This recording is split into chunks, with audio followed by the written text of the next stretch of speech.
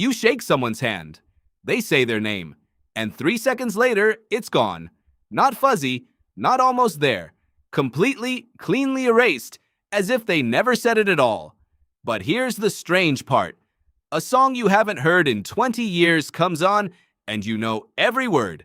The lyrics, the melody, the exact moment the drums come in. You didn't study it. You didn't try to memorize it. It just lives in you, perfectly preserved decades later. Same brain, same person. One piece of information vanishes in seconds, the other survives for a lifetime. Why?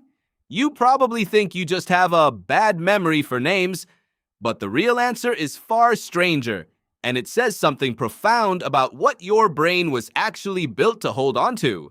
Because your memory isn't failing you when it drops a name. It's doing exactly what it evolved to do. It's just that names are one of the few things it was never designed to handle. Let's start with the name. When someone tells you they're called Michael, what have you actually been given? A sound. An arbitrary string of noises that connects to nothing. There's no reason Michael is Michael. He doesn't look like a Michael.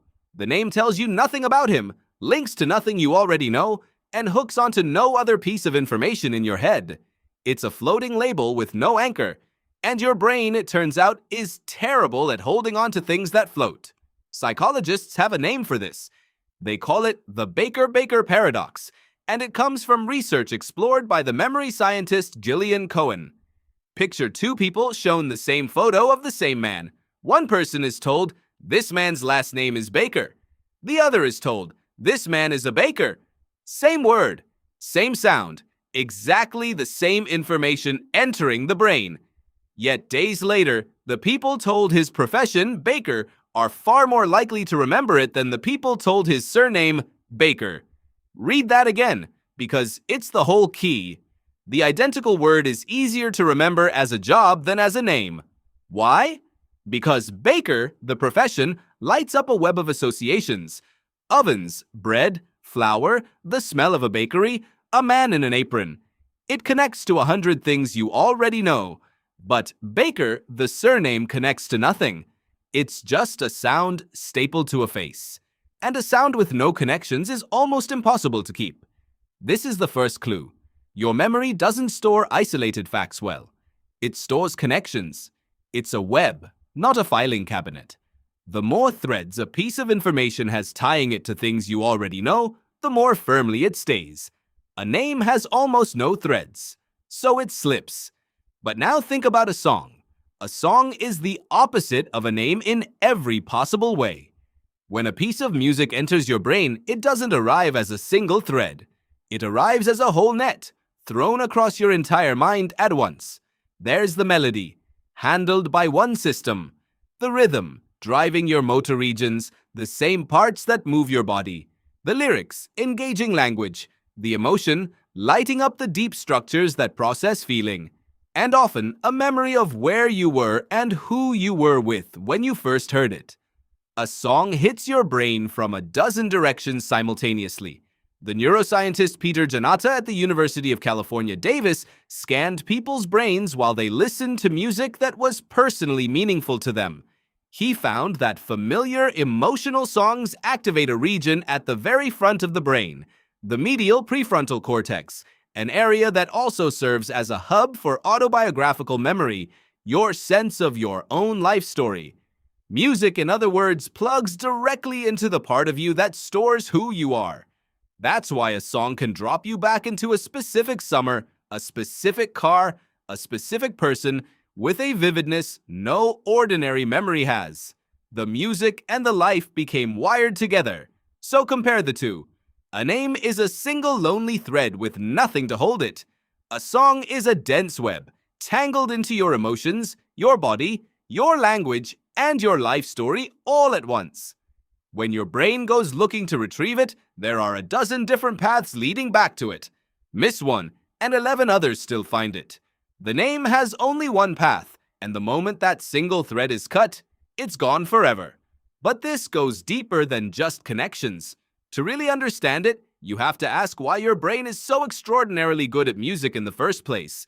And for that, you have to go back, long before names, long before writing, to a time when a good memory for melody wasn't a party trick. It was survival. For almost all of human history, there was no writing. None. For tens of thousands of years, everything a group knew, every story, every warning, every map of the land, every lesson about which plants could kill you had to be stored in one place, human memory. And it had to be passed from one mind to the next without a single written word. So how do you keep a vital piece of knowledge alive across generations using nothing but the human brain? You do exactly what cultures all over the world independently discovered. You put it to rhythm. You set it to melody. You turn it into a song. Think about how much easier it is to recite the alphabet by singing it than by simply listing the letters. That's not a coincidence. Rhythm and melody are memory technologies, some of the oldest ones humans ever invented. A tune gives information a shape. The rhythm tells you how many syllables come next. The melody rises and falls in a way your brain can predict. So if you forget a word, the music itself pulls the missing piece back into place. Rhyme locks words together so one drags up the next.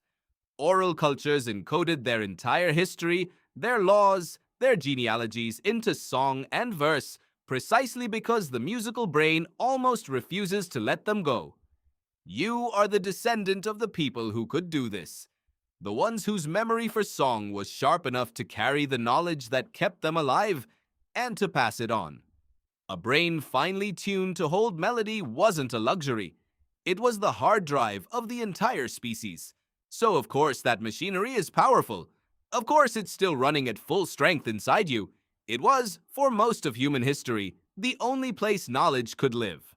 Names never had that job. In the small bands your ancestors lived in, you didn't meet a stranger, learn an arbitrary label, and never see them again.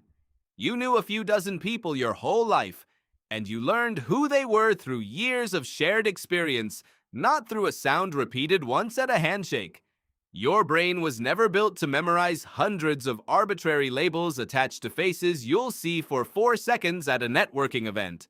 That is a bizarre modern demand, and you're running ancient software that was optimized for something else entirely. The physician and writer Oliver Sacks spent years documenting just how deep the musical machinery runs. In his work with patients who had lost enormous amounts of memory, people who could no longer recognize their own families, who had lost decades of their lives, he found that music often survived when almost nothing else did. Patients with advanced dementia, silent and unreachable, would suddenly come alive when a song from their youth began to play.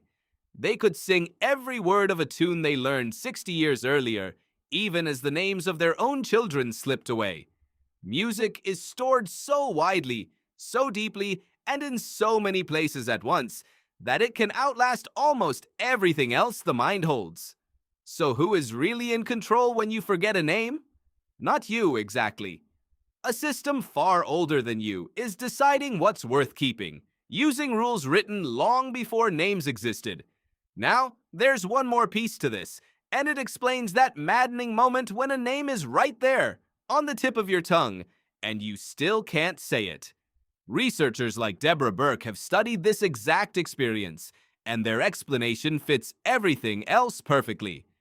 According to what's called the transmission deficit model, a name is stored with such weak, thin connections that the signal to retrieve it can fade before it arrives. You know the person. You can picture their face, their job, their dog. All the well-connected information is right there. It's only the name, the one piece with almost no supporting links, that gets stuck in transit. The tip of the tongue feeling is the sensation of a weak connection failing at the last moment, precisely because names were never wired in deeply to begin with. And here is the reframe that should change how you feel about this entirely. Forgetting a name is not a flaw in your memory. It is a sign your memory is working exactly as designed. Your brain is a meaning-seeking, connection-building, pattern-loving machine shaped over tens of thousands of years to hold on to things that link together and carry emotional weight. It keeps the song because the song is everything it loves. Melody, rhythm, feeling, story, all woven together. It drops the name because the name is everything it was never built for. A bare sound with nothing to hold it in place. So the next time you forget someone's name the instant you hear it, don't take it as proof that something's wrong with you. Take it as proof of what your mind was made for. If you want a name to stay, you have to do consciously what your brain does automatically with music. Give it threads. Connect it to something. Picture Michael actually baking bread. Tie the floating sound to an image, a rhyme, a face doing something absurd. Give the name a web and suddenly it stays. Because now it's playing by the rules your memory actually follows. You shake someone's hand. They say their name. And 3 seconds later, it's gone. But that same brain is holding a song from 20 years ago, note for note, word for word, waiting